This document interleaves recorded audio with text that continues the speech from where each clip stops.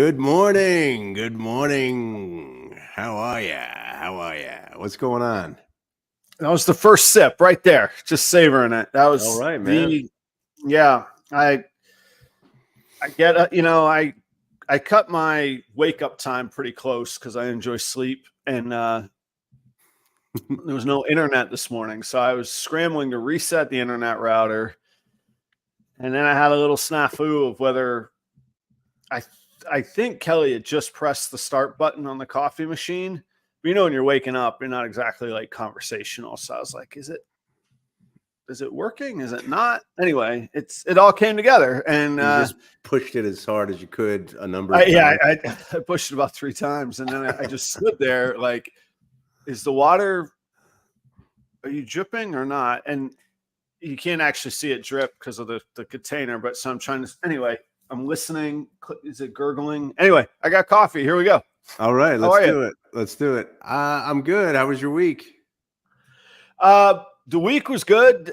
It stays hectic. I had a show on Sunday in Wausau, Wisconsin, and it's 3.5 hours each way, which just leads for a long day. And that's fine. Woe is me. I had a long day. What to do? We're all busy, right? So I had a long day. But what happens is it throws off the schedule of everything else that I do. So my feeding night on Sunday gets pushed to Monday. My Monday night feeding gets pushed to Tuesday, blah, blah, blah. Yeah, again, woe is me. We're all busy, but it's been a little hectic. But Wednesday is a nice little breather that I usually build into my schedule.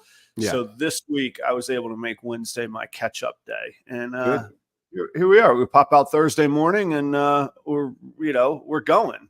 What about you? I heard. Let me just ask the question, because you said something and I thought, I got to ask that question. So when when people don't eat, sometimes they get. I think they've coined the term hangry, right? So they're hungry and they start to get angry. So when you push feeding from Sunday to Monday, the snake's like, dude, what the heck? Come on. Where's food been? Come on. No, I think it's more me than them. I could be wrong. I don't know. And we actually could do a whole show on this. Not necessarily whether snakes are hangry or not, but I don't delve into trying to understand my snake's feelings. And some owners do. I sort of am a little bit of a opinion that they are kind of there and tolerant. I don't know that they look forward to me nor dislike me. But their behavior is not any different. If you push feeding time later. No. And I will say, and again, I put this to conditioning rather than feelings. If there's activity in the room at night, they think that that's feeding night, whether it's 2 days later, 7 days later, 8 days later, whatever it might be.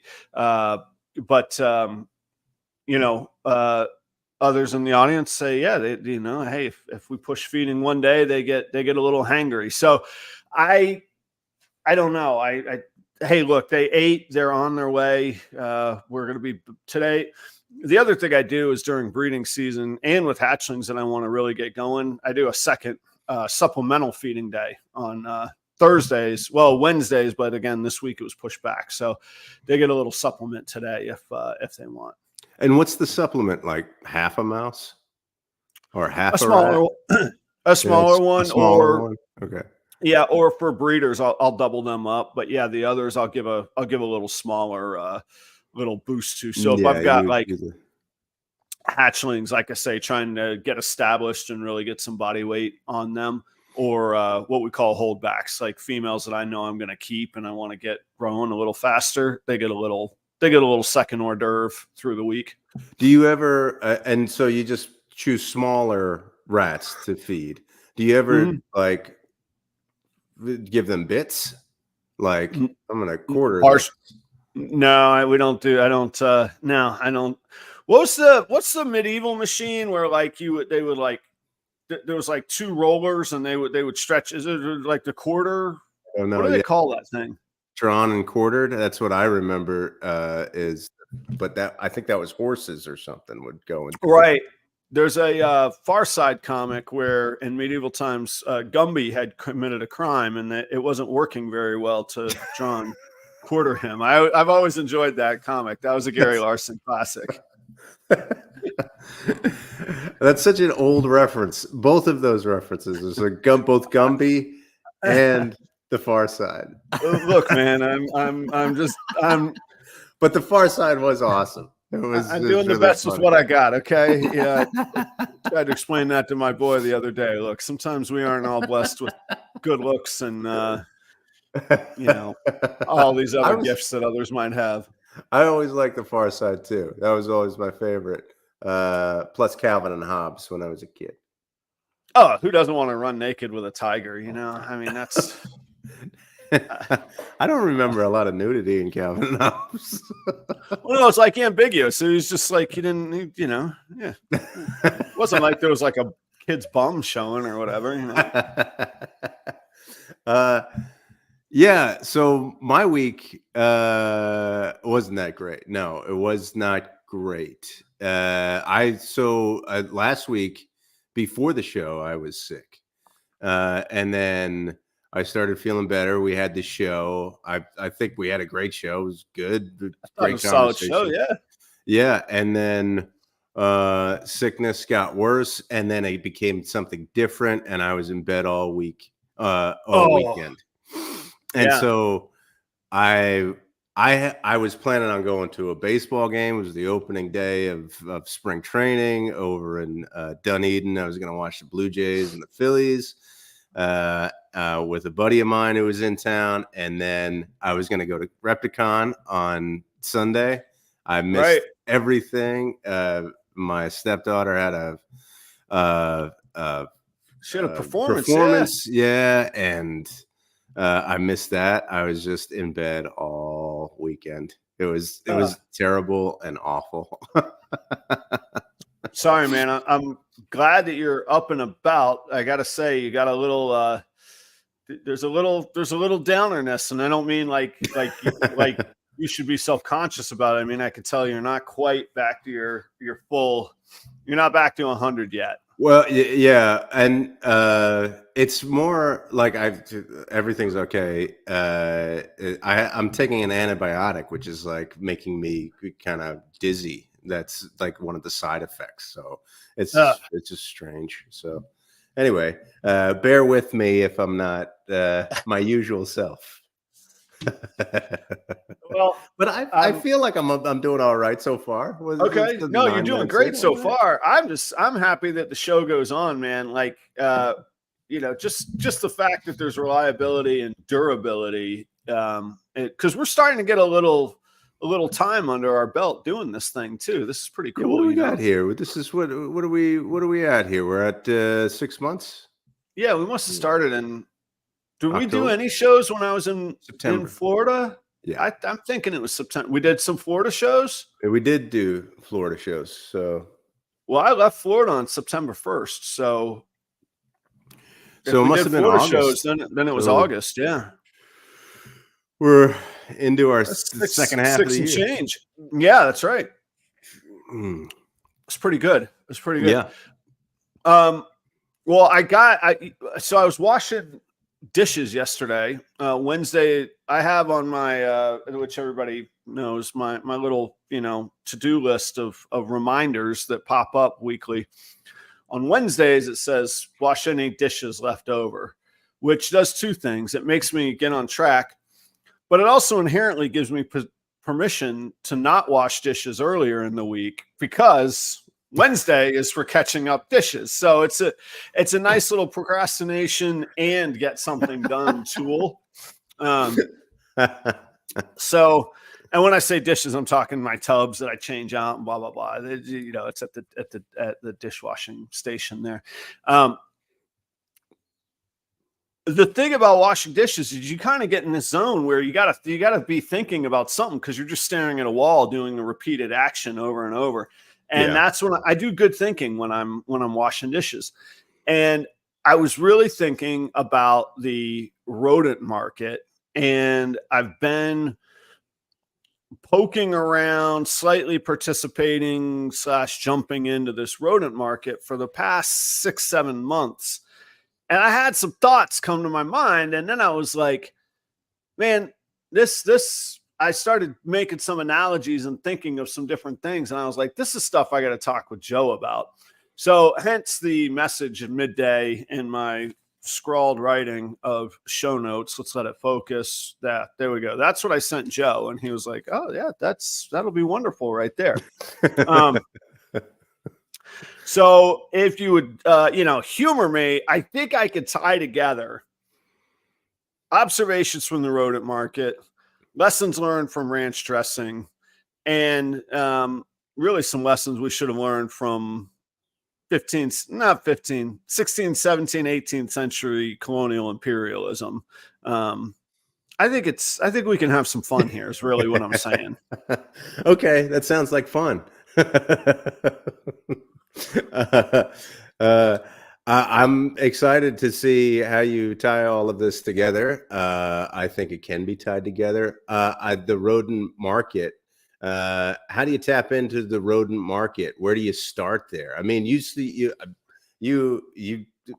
have this this part of your business is a new part of your business, Right? and so when you were even thinking about putting your plan together for this part of your business, how did you know that there was even? I mean, there had to have been a market. You know that there's a market.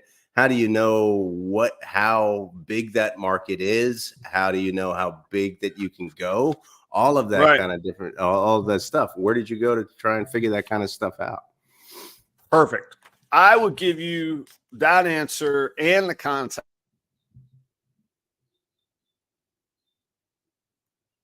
And that's Keith. He's in Fresno, California.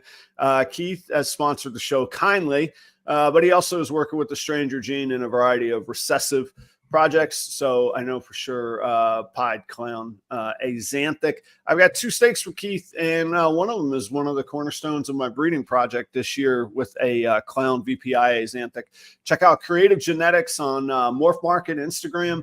And Keith is in the audience this morning, getting up early. I think it's 4:40, and Keith is hanging out this morning, which is cool too. Yes, Keith.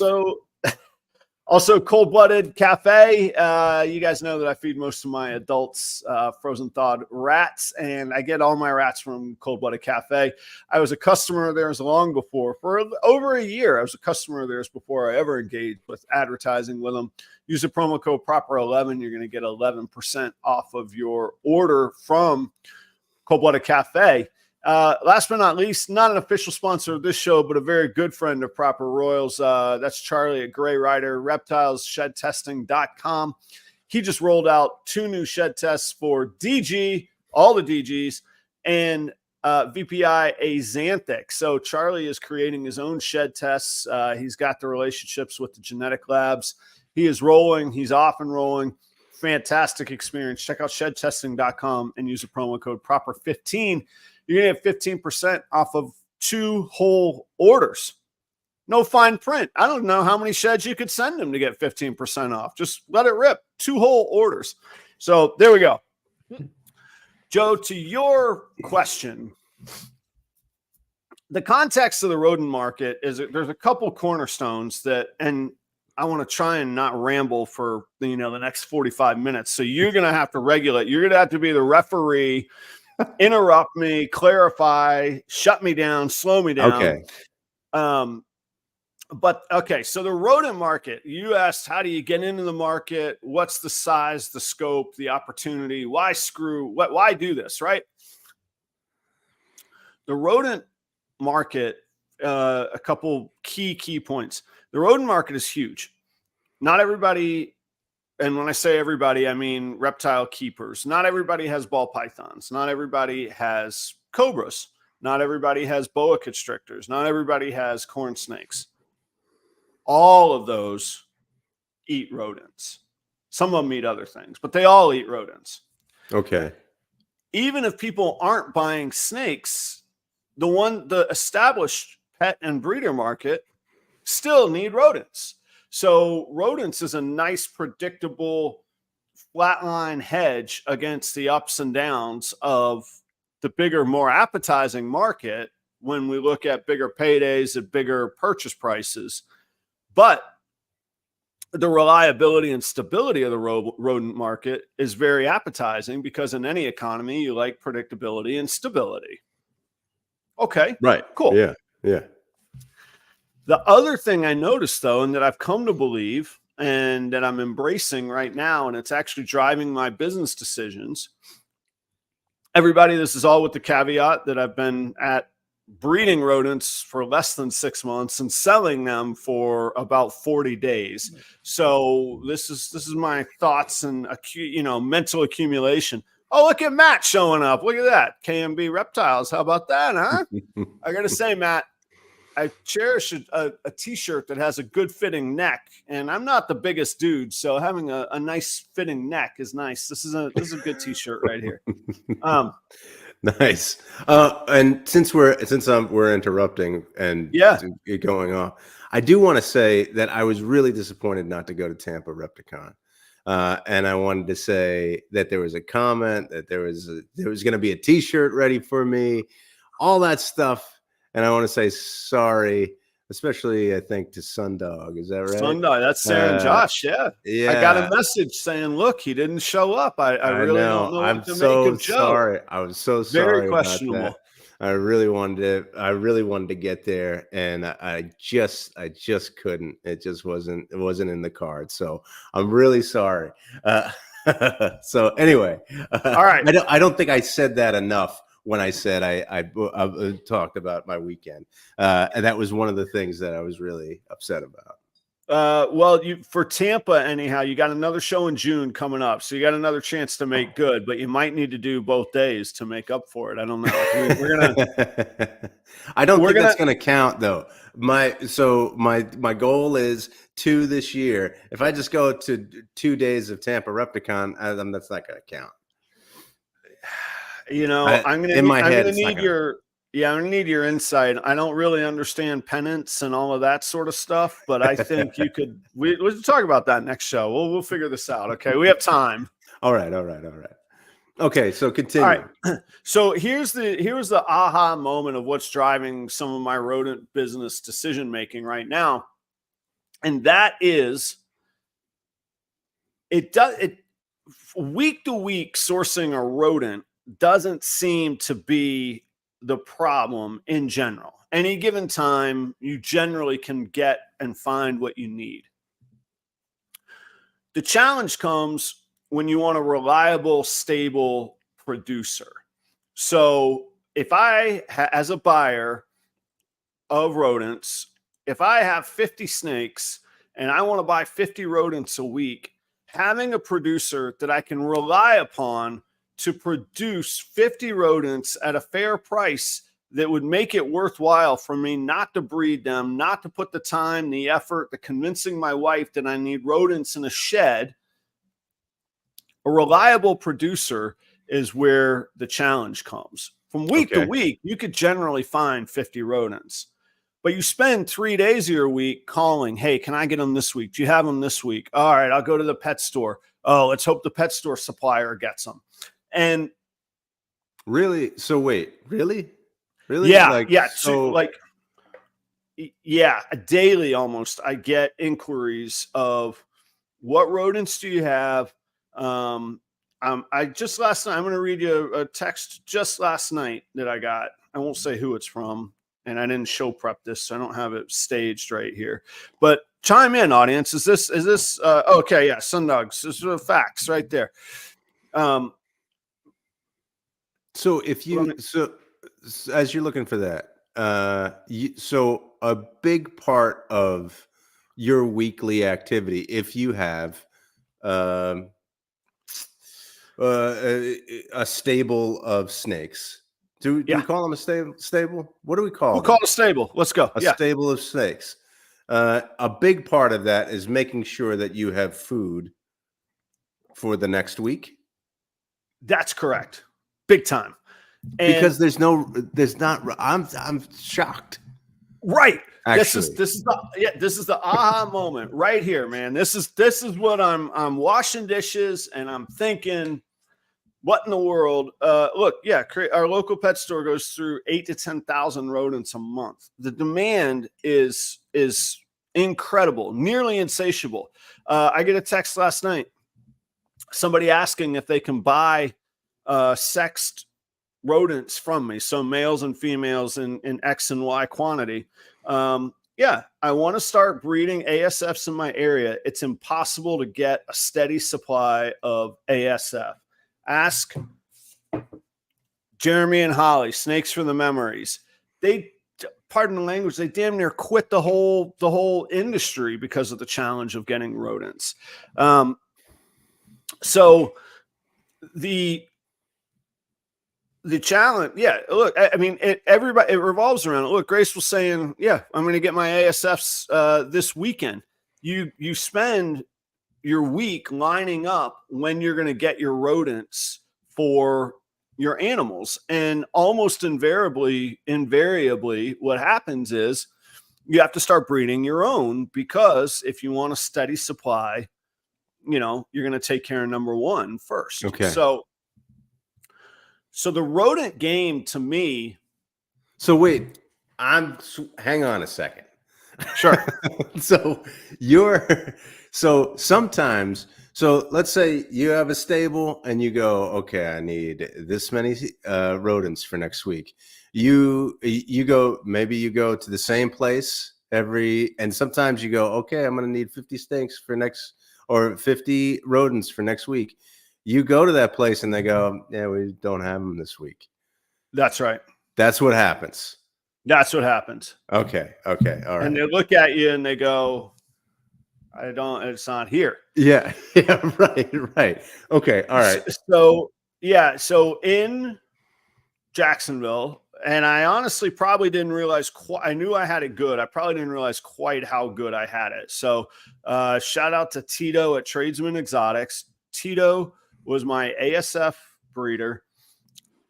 The very first time I met him, I asked him what he charged for rodents.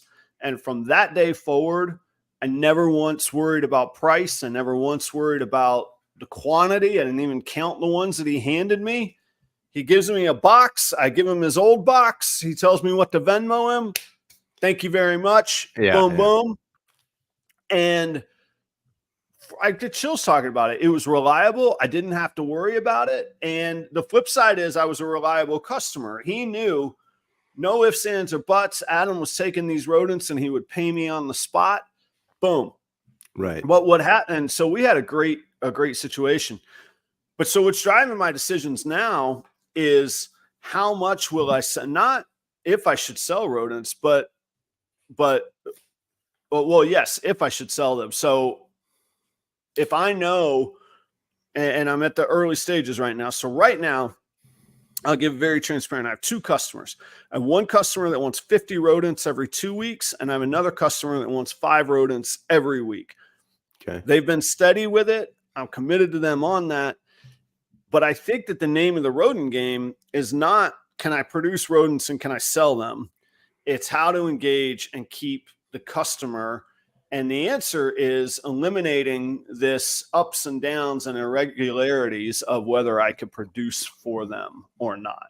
Okay. And that is my core aha moment when you go into a business and you say, what can you provide to a market that either needs it, doesn't have it? What's the market gap you're filling? That's my angle on the market gap. Okay. All right. So there comes a few questions. I have so many questions. So what is the reason why, and I imagine that you might not know this right now, but what is the reason why there's such a fluctuation of supply to the consumer? And maybe that's a question for someone in the audience, or I don't know. No, I do know why. And there's a couple factors at play. One of them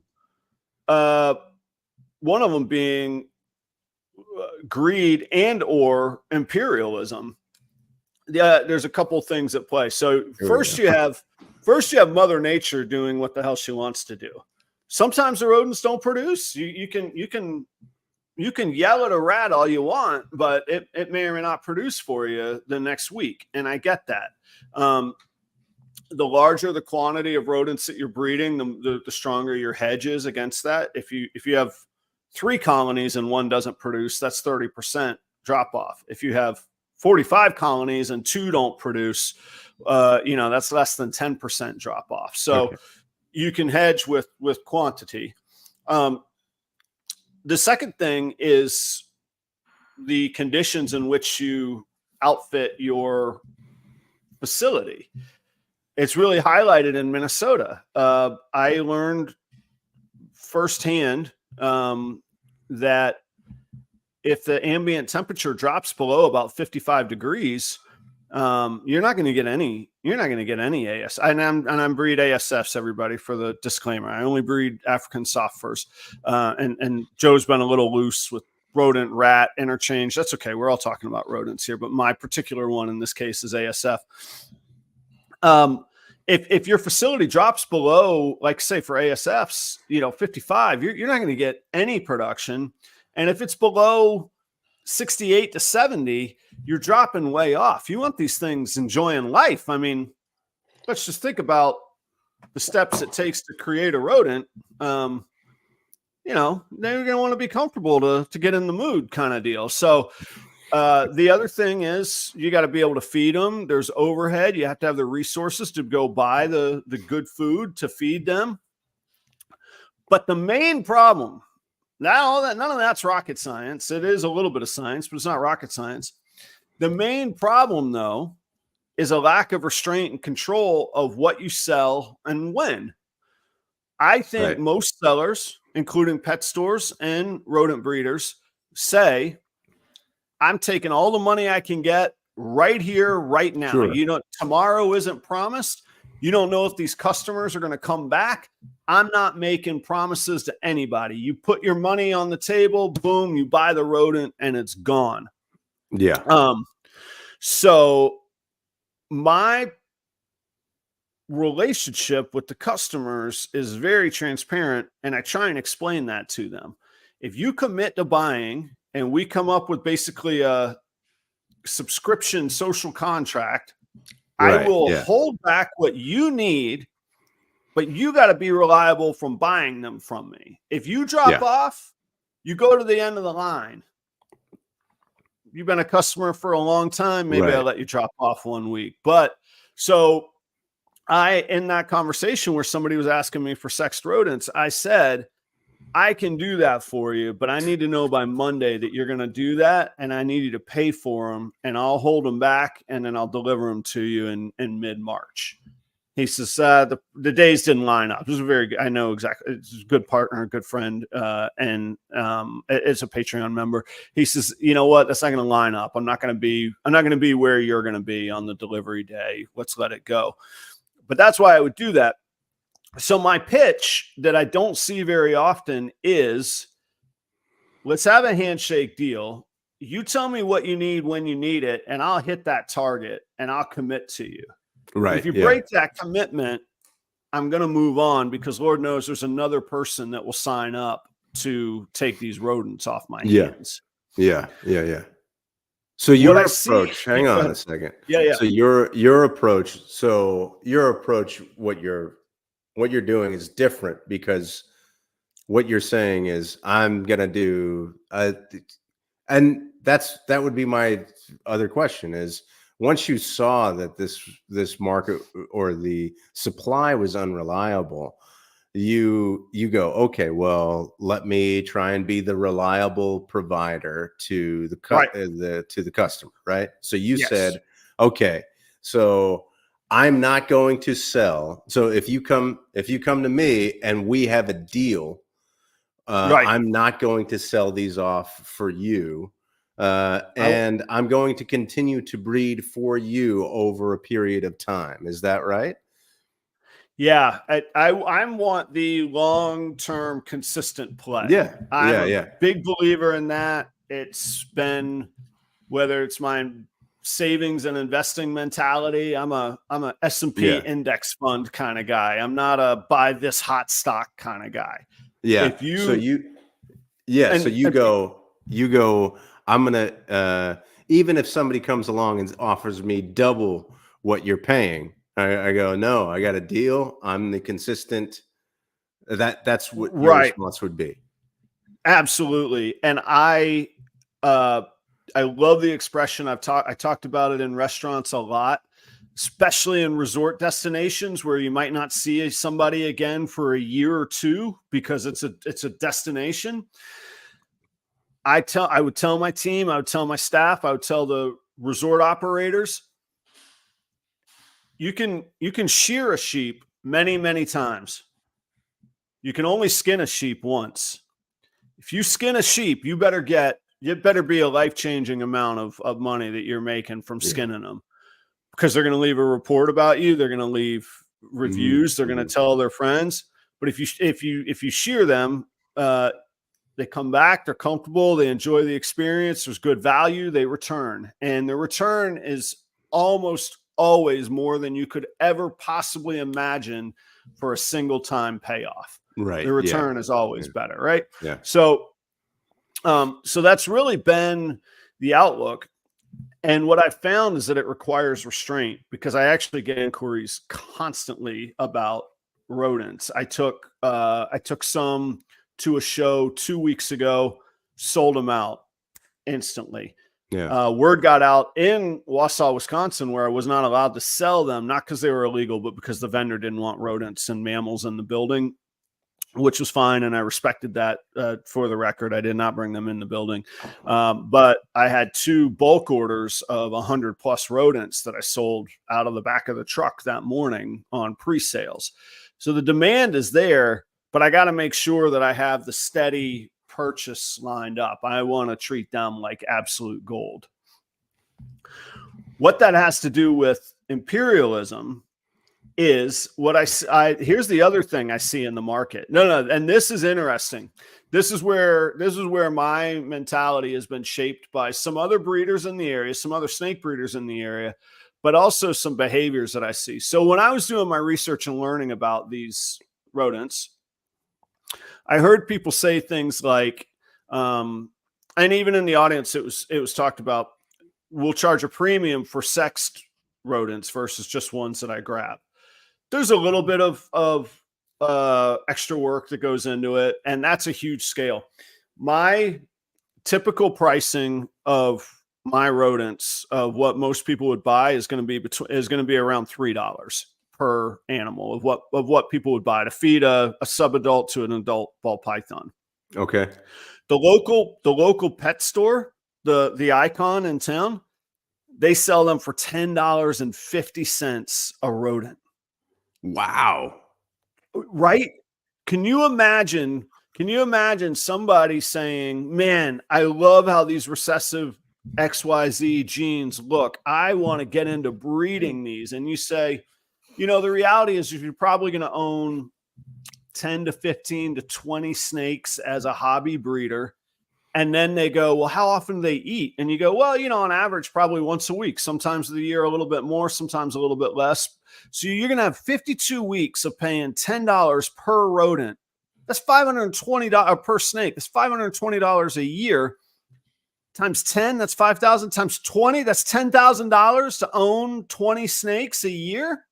That's unconscionable. Yeah. So right. A good breeder friend, and I don't know who wants these quotes attributed to them or not, so I'm not going to say who is who, but a good breeder friend around here said, Adam, the play is not necessarily on the rodents. You can make up money and volume on rodents. Mm-hmm. The play is making ball pythons affordable so that people will want to breed, and then you could sell the high-end play. Even a low-end recessive ball python female, you're going to make $300 on. I'm talking about making $3 on a rodent. You can get $300 all day on most female recessives. And you could go up to 3,000 is not uncommon. There's many people in the audience that will sell $3,000 snakes this week. So when he said that we got to make you got to realize this is mostly pet owners, mostly hobbyists. And then you tell them, now ASF is a premium animal, and most people in the audience are about to go, nobody's paying $10 a week. You're an idiot if you're paying that much.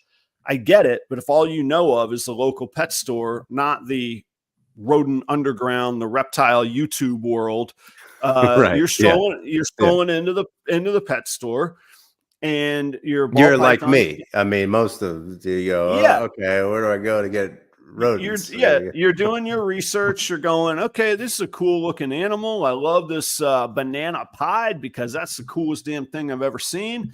And, I did some research and it looks like these ASF things are really good for ball pythons. What's that going to run me? $10.50 a piece. Yeah. Yeah. Woo-hoo! Yeah. This all is starting to become the classic blueprint that we've known for centuries doesn't work, of market imperialism. Take as much as you can, treat the market like it's a finite amount of money. I'm going to get a bigger piece of the pie faster and screw everything else. And you know what? If you don't like it, figure it out, because we're the big dogs here and we're the power. Yeah. That stuff hasn't worked. It hasn't worked in centuries. It's not going to work now. I don't care to get into the geopolitical situations of the current world. Wait. What hasn't worked? Imperialism. You can't do, you need trade. You need things. You need different partners doing different things of different marketplaces. Imperialism doesn't work for a sustainable amount of time. Okay. Is my point.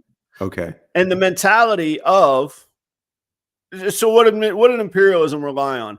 Capturing control of resources, eliminating other players from the market, and the idea that there's a finite amount of wealth in the world, and the more that I accumulate, the more successful I'll be. That is all encompassed in a $10 ASF. That's absolutely bonkers. But apparently they can do that, and they continue to do that. They can, and let me state for the record, I'm not going to say the name of the shop, but people have probably figured it out. They do provide a service, and they're a good, iconic shop. But what it tells me is there's room under that price for a lot of variation in price.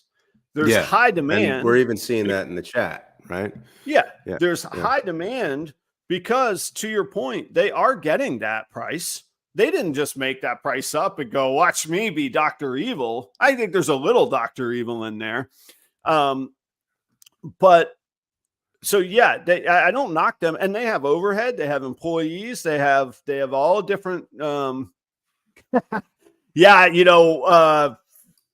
Us Americans. So that's Pedro. He's in Moscow from Portugal.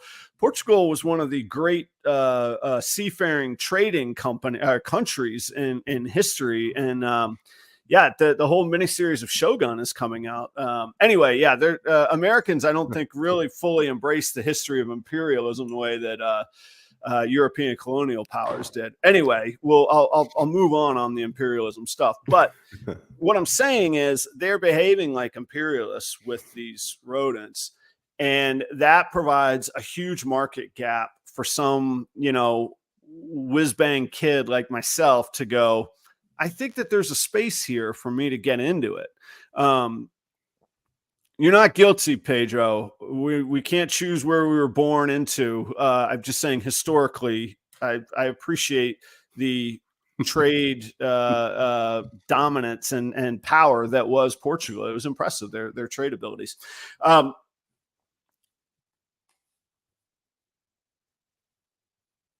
They have overhead, they have employees, they have people paying the price. Why not charge it? Okay, fine. That's fine.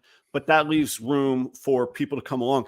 The other thing from a customer standpoint is, in my mind, every customer that's paying $10 for a rodent is doing nothing but in their head going, how do I not pay $10 next week for this rodent? All they're doing is looking for another answer.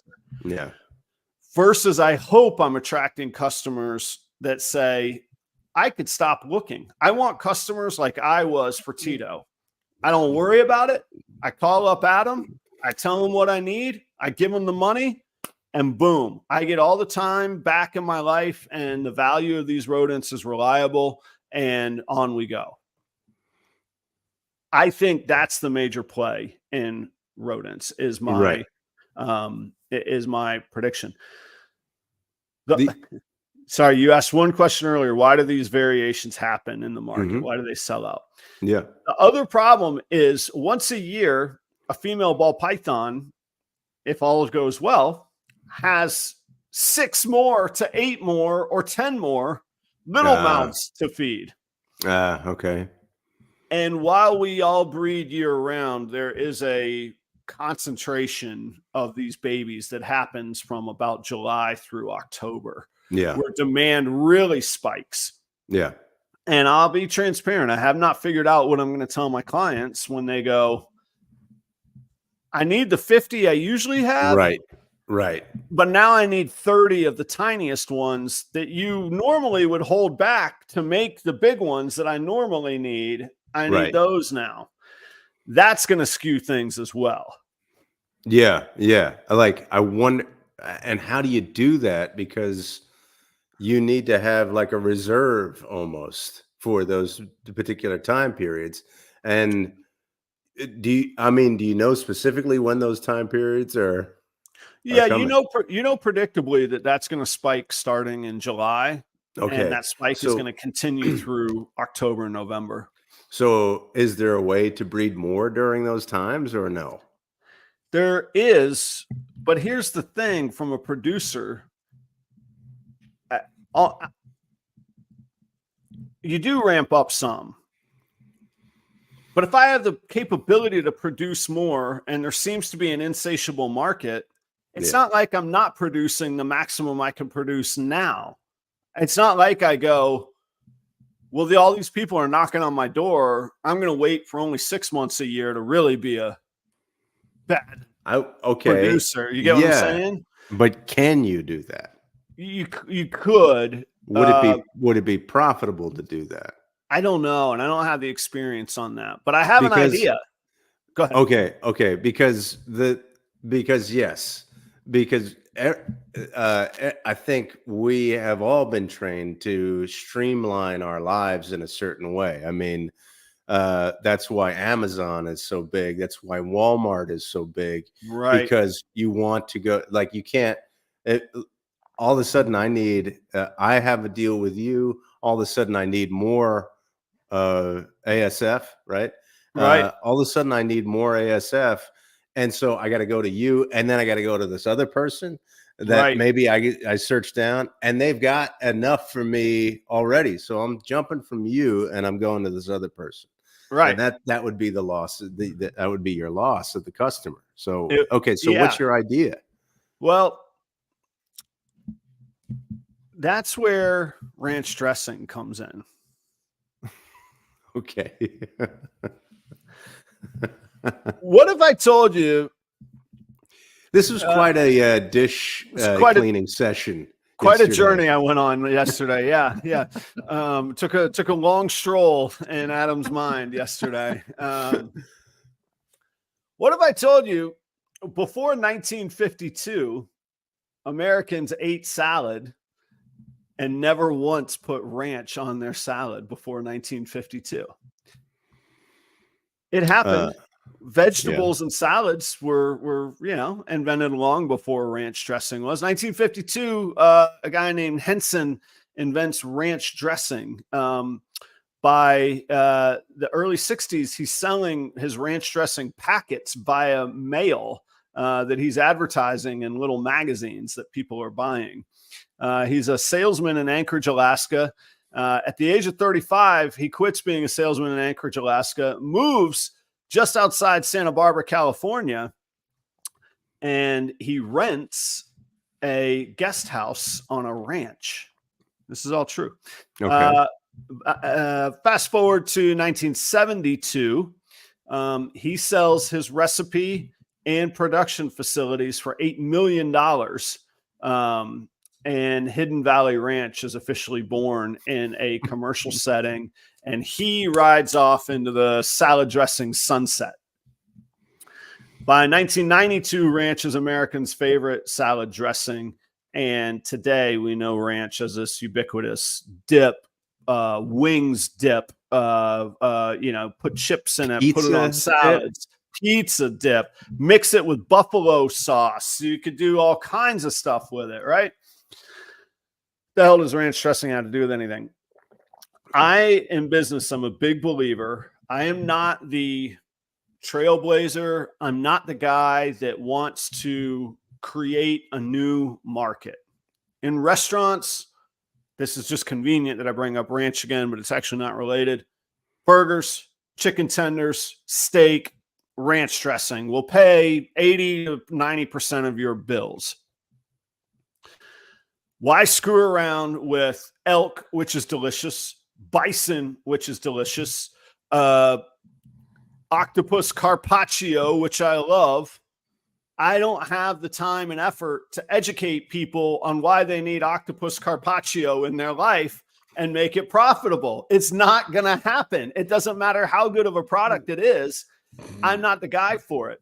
Very few people are the guy for it. Whatever we think of Elon Musk, he's the guy that brought electrical vehicles to the mainstream as we think about it. Of course, they were researched before then. He didn't invent them. He's a guy that brings new things to the market and creates a new demand for it. Jeff Bezos with Amazon created something wholly new. Ranch dressing was wholly new and became ubiquitous. What we have to do is bring something new to the market, which I think the answer of the reserve you asked about, Joe, Sarah and Josh mentioned it earlier in the comments. I think I have to educate people on the value of frozen rodents.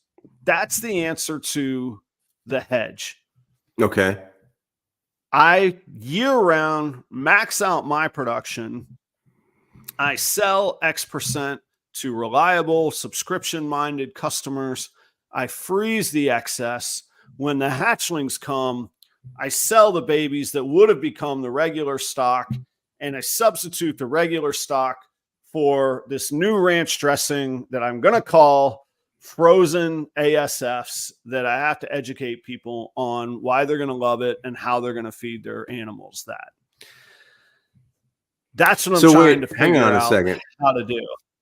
So frozen ASFs, correct. Maybe this is going over my head here.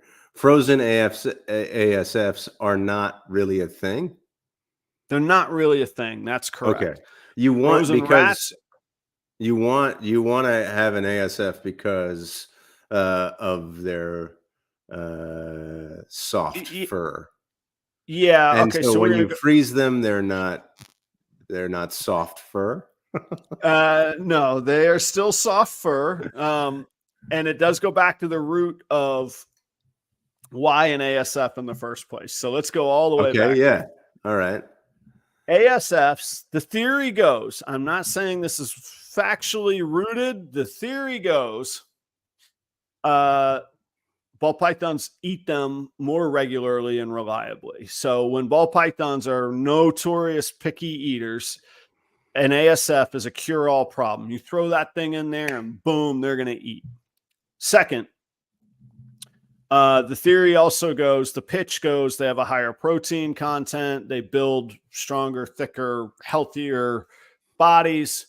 And Anthony contests this notion, but the notion is that these are the native rodents that ball pythons in Africa would be eating, not Norwegian rats. Just by maybe the name is a misnomer, but ball pythons aren't cruising the Norwegian countryside where the rats are coming from.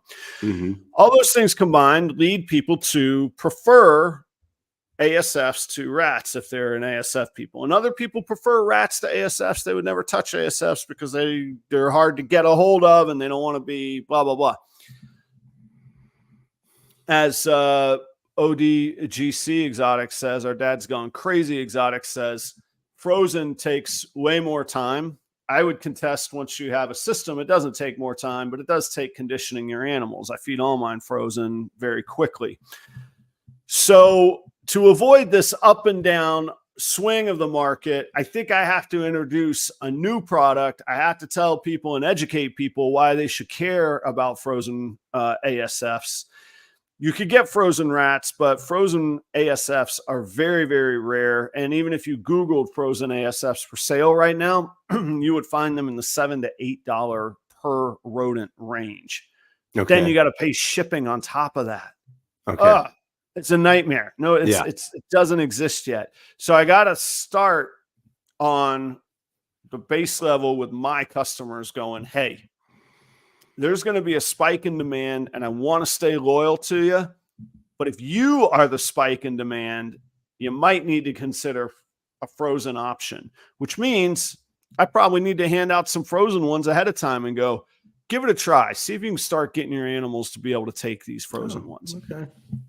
And a lot of people think frozen rodents are like the boogeyman. It's really not that scary. But everybody in their mind goes, I don't have time for this. My snake might not take it. Why am I going to put myself through it when I can just go buy a rodent and throw it in there? And they forget how crazy life is trying to source rodents every week. Okay, so frozen ASFs, they're like you said, they're higher. What about any other rodent higher in price? So frozen other types of rodents, are they higher in price than live? No, not generally, and they're usually either the same or a little bit cheaper. Yeah, you can. So this is so with ASF, it's the opposite. Yeah, there's this like cult of ASF that the producers, these imperialist producers, feel entitled to charge. It drives me nuts when I heard my breeder friends say it doesn't do us any good to make a little bit of money on an overpriced rodent when it undercuts the ability to sell ball pythons. The prices of ASF have to come down. It doesn't make any it doesn't make any sense to keep them inflated at those prices. So there has to be a reason. Isn't there? Why would there be a reason? What's the reason why? Demand is high, supply is low. Yeah. Okay. Demand is high, supply is low. Right. But if you're not selling, if they're not selling, if they're not selling frozen ASF, and there's I'm following your logic. Why wouldn't larger companies have already done this? Oh, okay. So a couple things. The demand for live ASFs is very high. Yeah. Why larger companies don't do it, Ben Green hit it on the head. They are a slow growing rodent. So if you say to a large producer and I'm not speaking for let me make all disclaimers. I am not speaking for Cold Blooded Cafe when I say this. If you're a large producer that's producing hundreds of thousands, if not millions of rats, you've already got your customer base. You've already got a proven concept. Why are you going to change it? Why are you going to try and sell somebody elk when you're already selling hamburgers and steaks? B, if you factually know you could produce and sell a rat in X time, but an ASF is going to take you 1.5 to 2X amount of time. We all know the saying, time equals money. So they don't have the incentive to get into that market. Put on top of it that it's already hard enough to educate people on frozen thawed rodents. Now you're going to tell them they need frozen thawed ASFs on top of it. Yeah. As Anthony says, if it ain't broken, don't fix it. Right. The part that's broke. Yeah. So if you're already established, you're already profitable, you already have the production down, you already have the resources set up. Right. You're going, sure, somebody can do it, but it ain't me. I don't need it. Right. Right. Yeah. So my thought is from a local ground level to people that do want live, they do want ASFs, they believe in the value of ASFs, then I could provide a good resource. Our dad's gone crazy, asked what are my prices. Hoppers under 20 grams, $2. And then every 10 grams above that is another $1. So smalls at $3, adults at $4, the, big adults at $5, and then the retired breeders cap out at $6 on that. So if a breeder of rodents lowered their prices of or had a reasonable price of frozen ASF, do you think do you think the demand would go up? Or Maybe. what you're saying is that you're going to try to educate people that frozen ASF is a viable option. Right. Yeah. So I don't necessarily think I can convince everybody that feeding frozen is a good option. Okay. It's just a fight I'm not going to take on. I think it's a great option. I think Cold Blooded Cafe produces a great option for it. And people can believe me or not, but I feed nearly 200 of them frozen very often and very efficiently. What I do think I could sell is, guys, we know factually there's going to be a shortage of ASFs. There's a reason that the local Icon is selling them for $10 a piece. Here's how we get around that. Here's how you keep and maintain a steady supply. And here's how Adam stays in business. You can have what you need constantly. I'm going to change the product a little bit as the demand goes up and make sure your hatchlings get food as well. I don't think I could do that on an industry-wide basis, but I do think I can do it on a local customer-to-customer basis. Yeah.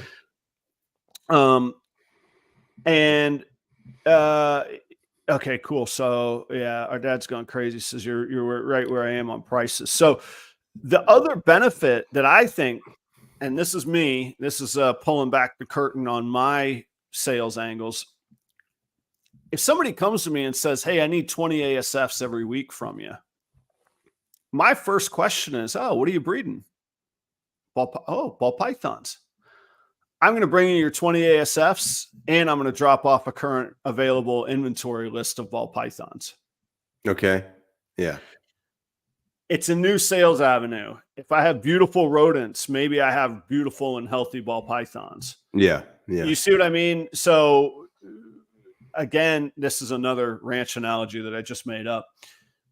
People rarely buy ranch just to drink it. You're going to have to buy a chicken wing with it. You're going to buy a salad with it. You're going to buy a pizza to dip it in. Right. Yeah, so yeah. You can have overlapping sales business models as well. But that's my thoughts on all the rodents and the opportunity in it. And I think, and I actually really, this is counterintuitive. I actually believe the more people that are producing ASFs and the more normalized they get, will actually raise the market. Demand is so high. We're so far from the market being saturated with rodents that we should have more and more people breeding ASFs, which will create more and more of a demand for them. We're so far from market saturation that I actually think there should be lots more breeders of ASFs. I think they're that good of a product that we should have a lot more people breeding them. Well, one of the things that I've just been thinking about this entire conversation is pricing, and we've talked about pricing of your ball pythons in the past too, and how that pricing is set, and kind of looking at what the competitors do, and there's this you price what the market can bear. You price what the market can bear. You do, yeah. Now but what you're saying is, I'm not necessarily going to do that, because what I want to do is I want to be more in tune with what people need throughout in the long term, rather than just making the sale at the highest price that I can get.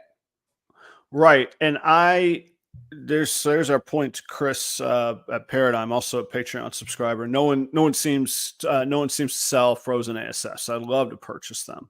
So perfect, my man. Speak to shout it out. Yes, that's what I'm going to do. Here we go. Help us out here.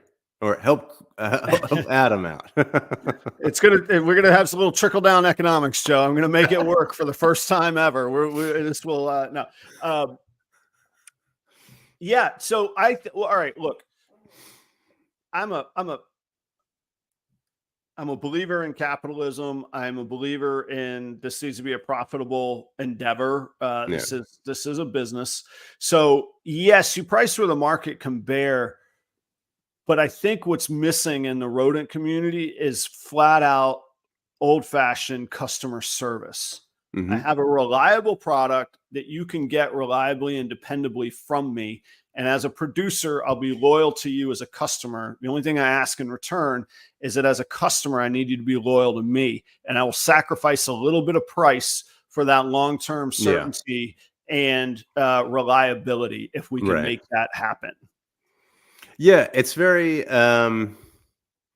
it's funny. I think that's such a great approach to being in this market, is that it's like it's community minded in a certain way. It's because you're a breeder and you want to sell to breeders, and you're trying to think about the needs of the breeders, and you're more worried about that than you are about getting as much as you can at one time. But not only is it a business for you that brings you income, but you're also trying to think about the health of the community, the health of the customer, the health of the hobby, and ultimately, I think that makes things more profitable. I mean, hopefully that makes things more profitable. I was going to say, I don't want to be painted as some benevolent saint here. Yeah. At the end of but I think in the long run, that stuff pays a lot more. I go back to the thought of the people that are taking $10 per rodent. Their customers are doing nothing but going, I don't ever want to come back here and give this person another dollar. That is a terrible relationship to be in. I think a healthier customer relationship, and something that somebody told me one time a long time ago, and at the time I thought it was just corporate double talk, is good selling is good service. If you have a good product and you're selling it, then that is good service. There's not, you don't have to feel guilty about selling a great glass of wine to go along with the steak that was just ordered, because the experience is going to be better. If you're only selling the most expensive wine because it's the most profitable, then you're profiteering. Right. If you're increasing their experience, and that comes at a little bit of a cost and a little bit of a reward of profit, but happiness and satisfaction, then everybody wins. And that's where I want to get to. Yeah. There's my case. That's my pitch. Well, there it is. It's very old world to me. Meaning, let me try to explain what I'm thinking about with old world. It's instead of going to Walmart, instead of going to Amazon, instead of going even to a grocery store, you go to a butcher shop. You go to a bread place, I remember I have a friend who's one of my oldest friends. He's from a Greek family, and I told him, oh, there's this cheese place that I just love to go and get cheese. And if anybody's in Pennsylvania and they know of this place, it's in Nazareth, Pennsylvania, or it was in Nazareth, Pennsylvania. It had the best mozzarella ever. It was so good. But his name Calandras. Anyway, I told him about it, and he goes, so that's where you get your cheese? And I'm like, no, that's not where I get my cheese. I go to the grocery store to get cheese to put on my sandwiches and stuff, But his mentality was, that's where I go to get my cheese. So I have a cheese shop, I have a cobbler, I have a butcher shop, all of these different places. And those types of because the relationship that you had with those folks, they were thinking about what you needed. They were thinking about, your needs, the customer needs, what they could produce for you, and how the community could all work together. I like the pitch. I hope it takes time to see if that's going to be proven or not. And, the flip side of it is in 6 months, I might be doing I might write a show called The Fickle Customer, because it is going to rely on sort of a two-way street. And I think I called it earlier, a bit of a social contract of a handshake subscription. I'm not going to get somebody's credit card number and charge them a monthly fee and blah, blah. I'm just not going to do that. But I think on a small scale, i.e. what I can do and produce and handle, that's my angle. That's all the thoughts of the rodent market driven by imperialists and me pitching a new salad topping as if it were 1951 in the world of salads. And there's probably a lot of experimentation with ranch too. So just keep working, keep trying, keep doing. That's right. I like this. You tied it all together, man. That was a great conversation. Thanks.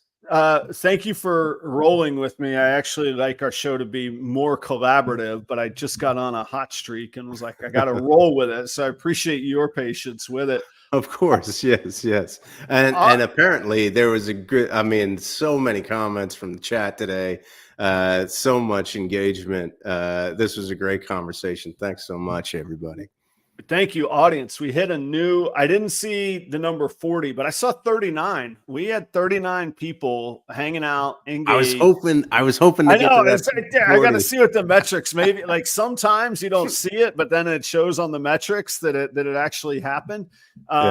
Nonetheless, what an amazing feeling that a morning show that we're not even quite sure what it's about. There's a little snake, a little non-snake, a little business, a little life, two old friends. Man, what a cool feeling. Like it's happening, Joe. It's very here. Nice. It is, man. It's little wheels. I'm just gonna keep leaning into this nerdy nonsense, man. We got to figure we should just like Larry David Seinfeld this thing. Like you just give me 3 topics, Joe, and we're gonna figure out how they connect, how they all come together, right? Okay. And we're gonna make this work, man. All right, we've gone well into overtime. Joe, keep feeling better. Let's do it again, same place, same time next week. Audience, thank you all. Truly, it's a fulfilling day. 5:55 every Thursday morning. I groan, and by 7:30, I'm invigorated and ready to start my day. So I really, really appreciate it.